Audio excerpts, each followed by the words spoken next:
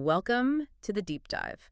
Look, we're scrapping the plan today because, well, something huge just happened in the AFC, a real mid-season bombshell. Yeah, you can say that again. We have to get straight into it. We really do. We're talking about a team that's already looking like a contender, making a, frankly, incredibly aggressive move. It changes their whole timeline. It forces the question, doesn't it? Are the Jacksonville Jaguars completely all in on this season? Exactly. And you have to look at the context here. They're 4-1. They just pulled off that, unbelievable comeback against KC on Monday Night Football. Right. They look legit, like really powerful.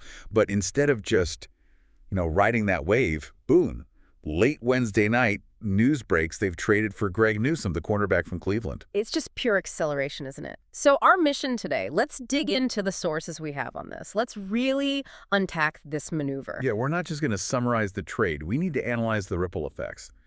The Jaguars GM, James Gladstone, he actually called it a firm winning take. A firm winning take. I like that.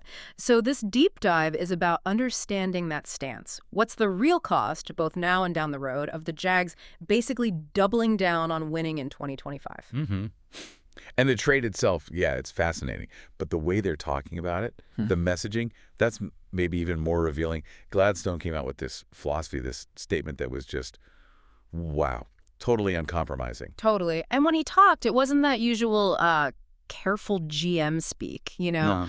about building depth or thinking long term. Not at all. No, the language she used, it just screams urgency. What were those specific phrases that really jumped out? The ones that define this win now thing? He really cut straight to it. Said, plain as day, we're trying to win football games now, and Greg helps us do that. Just like that. Wow. Think about that. A GM saying that mid-season.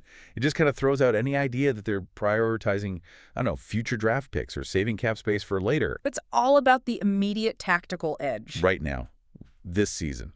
But, okay, doesn't that feel maybe a little bit reactive? I mean, they just beat the Chiefs. They're leading the division. Are they confident, or are they maybe feeling a bit exposed somewhere?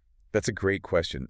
It's that critical point, isn't it? Because, good teams, they usually look for small improvements, right? Tweaks. Yeah, incremental stuff. Exactly. Aggressive teams, they make foundational changes. And Gladstone's quotes, they suggest, yeah, they know they've started well, but maybe they also see a weakness, a critical one. And he basically promised more fireworks too, didn't he? He did. He said, and this is another direct quote, "We will continue to be aggressive to make us the best possible team this season."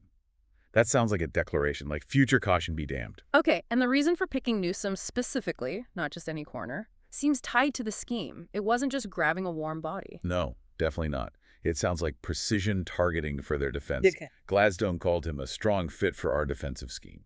And what is that scheme trying to do? What's the goal there? The goal, according to the GM, is to put more vision on the quarterback. Okay, put more vision on the quarterback. That's classic coach language. Help us unpack that a bit for the listener. How does Newsome actually help them do that? Well, it suggests they want to move away from maybe safer zone coverages where corners hang back, protect deep. Right, prevent the big play. Yeah. But to really get vision on the quarterback, you need corners who can play tighter, more aggressive man-to-man, guys who aren't afraid to turn, find the ball in the air. Get their head around, make plays. Exactly. And the sources emphasize that the defense will lean on Greg's ability to find the football. Newsome's stats, especially things like his contested catch breakup rate, they suggest he's that guy. So he lets the defensive coordinator be more aggressive. Send more blitzes, maybe. That's the idea. You trust your corners on the outside so you can dial up pressure, knowing they hopefully won't get torched immediately. It's really an investment in being aggressive. Okay, philosophy crystal clear. Win now.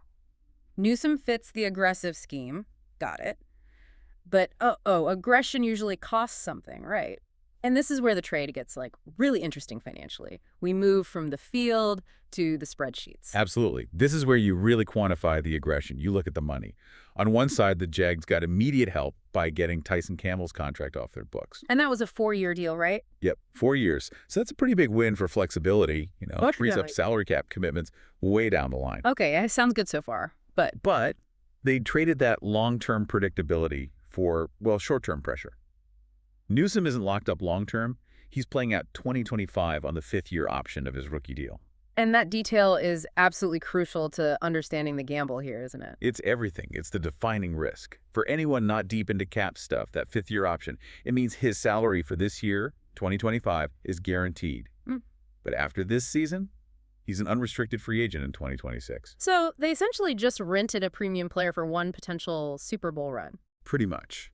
If they want to keep Newsome beyond this season, they immediately face a huge contract negotiation, a big one. Or they have to use the franchise tag. Which is its own kind of headache financially and, Yeah. for the player relationship sometimes. A massive headache. Yeah. And expensive. So yeah, they traded 4 years of a manageable deal for Campbell for less than one fully guaranteed year of Newsome. Knowing they have to write a potentially massive check in like 12 months if they want to keep him. Or let him walk for nothing. They're basically saying, okay, immediate defensive help is more important right now than long-term cap health. That's the core of it, right? The price for a top corner extension these days is astronomical. Yeah. You're talking, what, maybe $20 million a year? Easily. Yeah. So by making this trade, they've just accepted that future obligation to fix an immediate problem. They're saying the chance they have this year in 2025 is worth committing potentially $80 million plus down the line or losing the asset. Wow. It's a classic high-risk, high-reward gamble. It really is like trading in your reliable paid-off sedan for a super flashy sports car that needs a brand new engine next year. That's a perfect analogy. The performance jump might be real, but that repair bill is coming. And it's huge, which means the payoff, the reason you got the sports car, it needs to start now. Immediately. This isn't about development. It's about an instant solution, which, yeah, brings us right to the first test, week 6. The trial by fire. Jaguars head to Seattle to face the Seahawks. This game was already big, but now it's absolutely loaded with the weight of this trade, this gamble. Huge game. The sources are calling it one of the best week 6 matchups on the schedule. And the winner, especially if it's Jacksonville after this move, comes out looking incredibly powerful. It's like the first down payment on that Newsome trade has to be made this Sunday. You could say that. And Seattle, they bring a scary two-pronged challenge. First, their defense. It's tough. Really formidable. So this is that excellent test for Trevor Lawrence and the Jags offense we talked about. Absolutely. If Lawrence and that offense can move the ball consistently, put up points against that Seahawks unit, it basically proves they can hang with any defense in the league. It validates their side of the ball. But the more immediate spotlight, maybe the hotter spotlight, is on the Jags defense, specifically the newcomer. Oh, for sure. Because the sources were pretty blunt, right? Before the trade, the Jacksonville secondary was seen as weak. This move was designed explicitly to fix that weakness. Now. So Greg Newsome gets thrown right into the deep end. Put to the test quickly, as they say. No easing in. Not at all. He walks right into facing a really good passing attack. You've got Sam Darnold playing well. You've got the route-running savvy of Cooper Kupp. Always tough. Always. And then the young guy, Jackson Smith-Njigba, with his speed and dynamism. Yeah. That's a heck of a first assignment for a corner trying to learn a new defense in, 4 days? It's brutal. And are the Jags already tweaking things to help him to handle those specific Seattle weapons? Looks like it. The source material mentioned the team might ramp up Travis Hunter's snaps on defense. Interesting. Using his versatility. Seems like it. Moving Hunter around more on defense suggests the coaches are, working overtime, trying to get creative to specifically counter Kupp and Smith-Njigba. They need this secondary, with Newsome, to look instantly better. They need to validate the trade, validate the cost. So this one game, Sunday, 1:000 p.m. Eastern kickoff, it feels like a referendum on the whole philosophy. It really does. We'll find out if the offense is truly elite and, maybe more importantly, if this super aggressive, very expensive trade has instantly fixed that perceived defensive flaw. And if they stumble, if Newsome struggles or the defense still looks shaky. Then the narrative flips fast, doesn't it? It goes from bold contender makes power move to did they panic and mortgage the future for maybe nothing?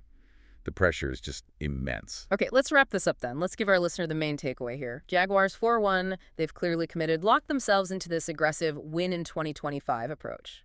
Yep. They paid a premium for immediate, high-level help where they felt they needed it in the secondary. And they did it by taking on a significant long-term financial risk. They got rid of Campbell's 4-year deal to get Newsome, knowing he needs that huge extension next year.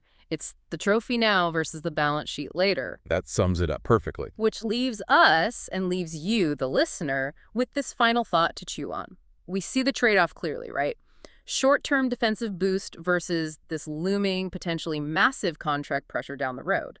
So which side of that coin, the immediate impact on the field or that future financial reckoning, will ultimately decide if James Gladstone's big gamble actually paid off?